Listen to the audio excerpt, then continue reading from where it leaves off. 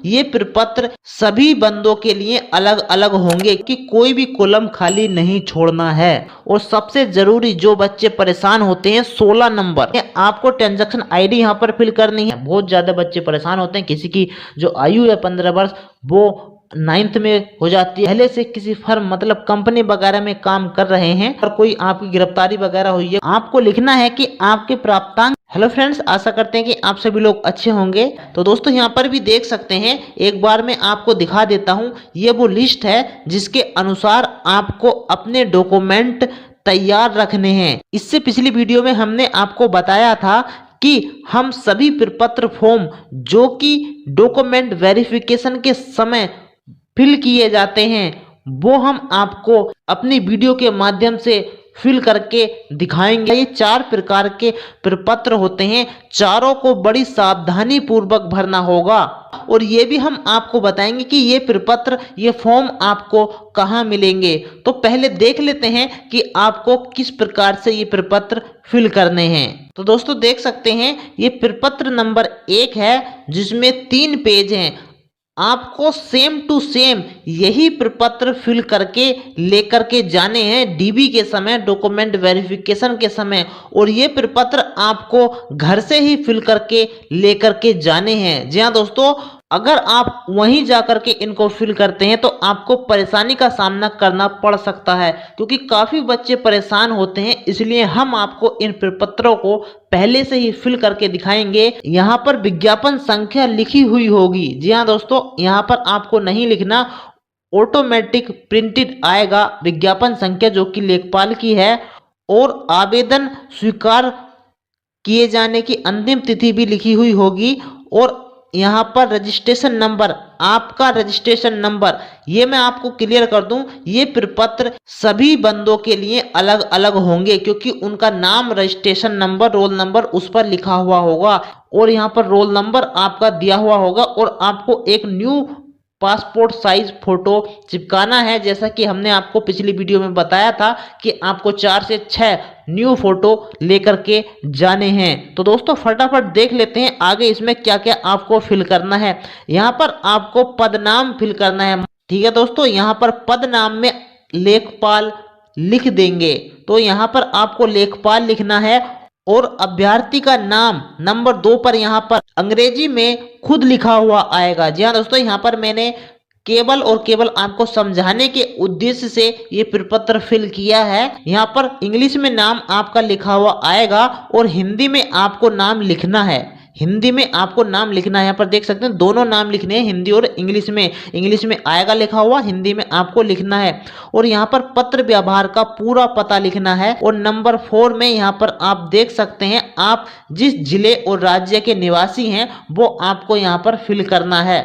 और साथ ही साथ नंबर 5 में जन्म तिथि, अंकों में आपकी लिखी हुई होगी जन्म तिथि, बस शब्दों में आपको जन्म तिथि लिखनी होगी। हर बंदे के लिए प्रपत्र अलग होंगे, ये मैं आपको फिर बता रहा हूँ। प्रोफार्मा यही होगा, लेकिन आप एक दूसरे से प्रपत्र शेयर नहीं कर सकते। जो आपके लिए डाउनलोड होगा वो केवल आप ही के लिए ही होगा। और नंबर 6 में यहाँ पर देख सकते हैं, अभ्यर्थी के पिता का नाम, यहाँ पर सभी को अलग अलग फिल करना है। कै, खे, गै, घै सभी के लिए। यहाँ पर देख सकते हैं पिता या पति का नाम, अपने पिता का या पति का जन्म स्थान आपको यहाँ पर लिखना है ख नंबर में।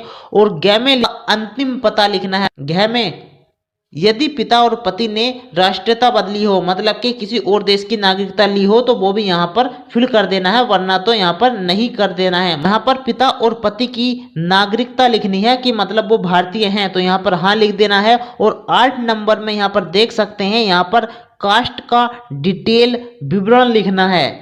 क्या आप आरक्षण चाहते हैं? मतलब कि अगर आप SC, ST, OBC, EWS में हैं तो आपको यहाँ पर हाँ लिखना है। यहाँ पर देख सकते हैं हाँ और नहीं दोनों लिखा हुआ है, लेकिन आपको यहाँ पर हाँ लिखना है। लेकिन अगर आप जनरल में हैं तो आप यहाँ पर नहीं लिख सकते हैं। और आपको यहाँ पर अपनी जाति लिखनी है और फिर यहाँ पर उपजाति लिखनी है।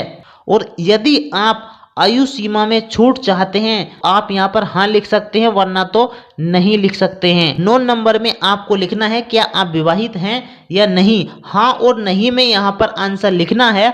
और ये बात आपको मैं क्लियर कर दूं कि कोई भी कॉलम खाली नहीं छोड़ना है। यहाँ पर देख सकते हैं हाई स्कूल इंटर तो आपको कंपलसरी लिखना ही है, लेकिन अगर आप स्नातक और स्नातकोत्तर मतलब के बीए या बीएससी, एमए या एमएससी वगैरह आपने किया हुआ है तो वो भी आप यहाँ पर फिल कर सकते हैं। यहाँ पर विषय लिखने हैं आपको, यहाँ पर देख सकते हैं किस प्रकार लिखने हैं। और यहाँ पर आपको ग्रेडिंग सिस्टम लिखना है, मतलब श्रेणी लिखनी है फर्स्ट सेकंड वगैरह। और यहाँ पर किस वर्ष में किया है ये परसेंटेज लिखनी है। और साथ में प्रमाण पत्र संख्या लिखनी है। अगर इसके अलावा भी आप कोई और अन्य योग्यता रखते हैं तो आप उसको यहाँ पर फिल कर सकते हैं अन्य में आकर के। और अगर आप स्पोर्ट के खिलाड़ी हैं तो वो भी आप यहाँ पर 11 नंबर में फिल कर सकते हैं। पहले से ही कहीं पर जॉब कर रहे हैं तो आप यहाँ पर 12 नंबर में उसकी पूरी डिटेल फिल कर सकते हैं, वरना यहाँ पर केवल नहीं लिख दो। यहाँ पर लिखा हुआ है अनिवार्य और अधिमानी अर्हता। जी हाँ दोस्तों, यहाँ पर अनिवार्य जो कि अनिवार्य हो और जिसका कुछ आपको कंपनसेशन मतलब के कुछ अधिमान मिलेगा वो आप यहाँ पर फिल कर सकते हैं। जैसा कि अनिवार्य क्या है, इंटर इसमें अनिवार्य था, आप चाहें तो हाई स्कूल इंटर दोनों फिल कर सकते हैं, लेकिन यहाँ पर इंटर से ये वैकेंसी थी तो यहाँ पर इंटर फिल कर दिया है। और साथ में अगर आपने ट्रिपल सी किया हुआ है तो यहाँ पर आप फिल कर सकते हैं। और उसका प्रमाण पत्र संख्या दोनों की यहाँ पर फिल होगी, जैसे स्नातक वगैरह या खेलकूद वगैरह अगर आपके पास है तो आप यहाँ पर फिल कर सकते हैं। यहाँ पर देख सकते हैं 14 नंबर में क्या आपके पास सेना में कम से कम 2 वर्ष की सेवा का एक्सपीरियंस है, तो आप यहाँ पर हाँ और नहीं लिख सकते हैं। अगर हाँ है तो प्रमाण पत्र संख्या आपको लिखनी होगी, वरना आप नहीं लिख दो। और अगर आपका एनसीसी का बी सर्टिफिकेट है तो आप यहाँ पर हाँ कर सकते हैं और उसकी प्रमाण पत्र संख्या लिख सकते हैं, वरना तो यहाँ पर नहीं लिख सकते हैं जैसा कि यहाँ पर लिखा हुआ है। और 15 नंबर में लिखा हुआ है क्या आपको न्यायालय द्वारा दंडित किया गया, मतलब सजा वगैरह हुई है किसी भी कोर्ट द्वारा, तो आप उसका विवरण यहाँ पर दे सकते हैं, वरना तो आप यहाँ पर नहीं लिख सकते हैं। ज़्यादातर बच्चों का यहाँ पर नहीं ही होगा। और सबसे ज़रूरी जो बच्चे परेशान होते हैं 16 नंबर, ध्यान देना बच्चों, जो आपने फिल किया था अप्लाई किया था ऑनलाइन तो उसमें आपकी ट्रांजैक्शन आईडी पेमेंट आईडी होती है जो कि आपको इस समय फिल करनी होती है। तो यहाँ पर देख सकते हैं आपको ट्रांजैक्शन आईडी यहाँ पर फिल करनी है। और साथ ही साथ आपको धनराशि मतलब कि जो आपने लास्ट में धनराशि दी थी यहाँ पर 25 रुपये, वो आपको यहाँ पर फिल करनी है अंकों में। और यहाँ पर आपको शब्दों में फिल करनी है 25 रुपये। और यहाँ पर जिस तिथि को आपने पेमेंट किया था फॉर्म अप्लाई करते समय जो फीस कटवाई थी उसकी बात हो रही है, और किस बैंक से आपने वो फीस कटवाई थी और कौन से जिले से कटवाई थी, ये सारी डिटेल यहाँ पर आपको फिल करनी होती है।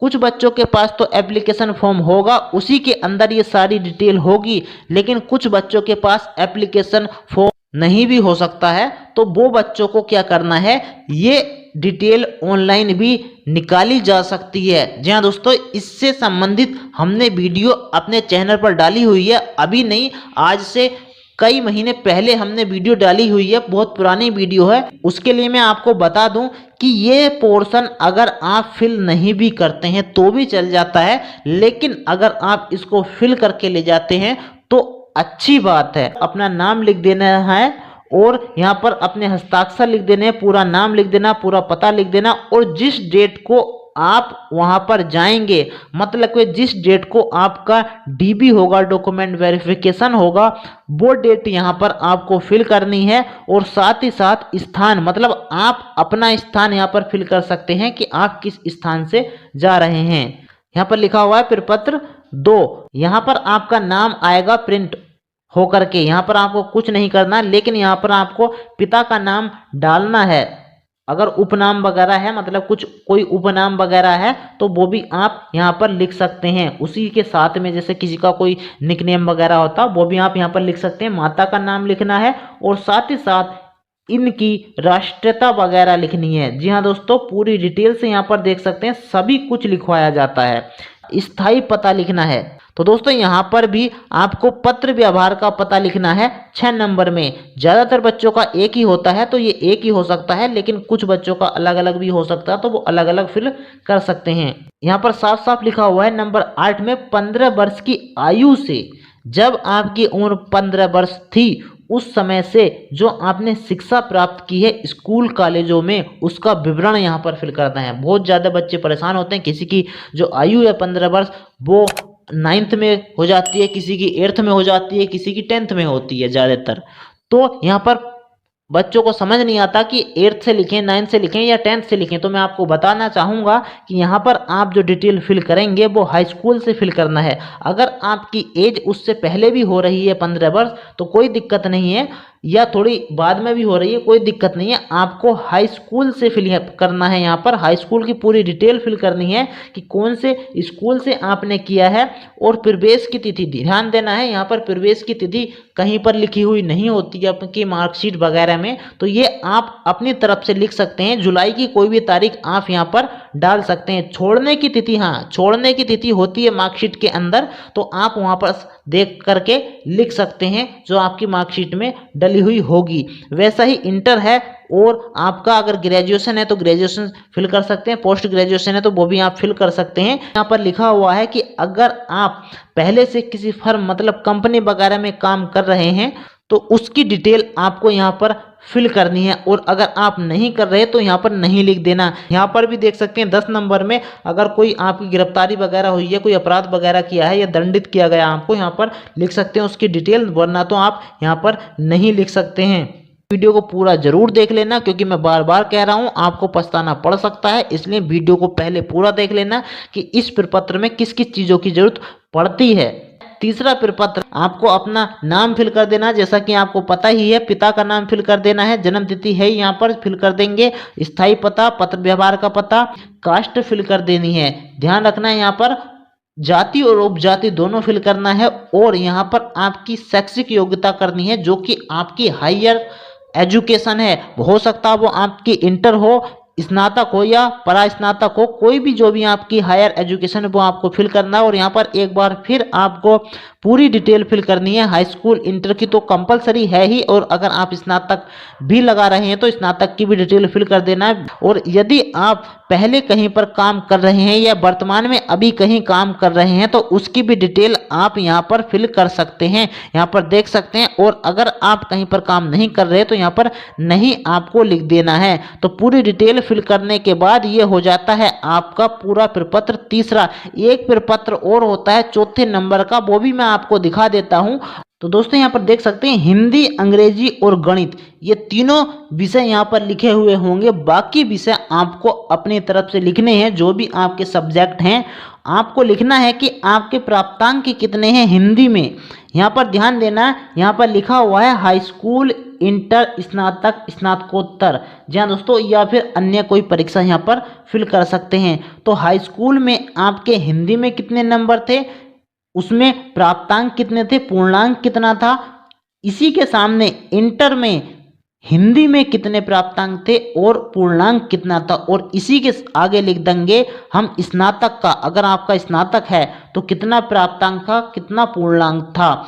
जो सब्जेक्ट है उसी के सामने लिखना है, चाहे वो आपका इंटर हो, हाई स्कूल हो या फिर ग्रेजुएशन हो, कोई सा भी हो, आपको उसी सब्जेक्ट के सामने लिखना है। वैसे ही हम अंग्रेजी का यहाँ पर देख सकते हैं फिल कर देंगे, गणित का फिल कर देंगे।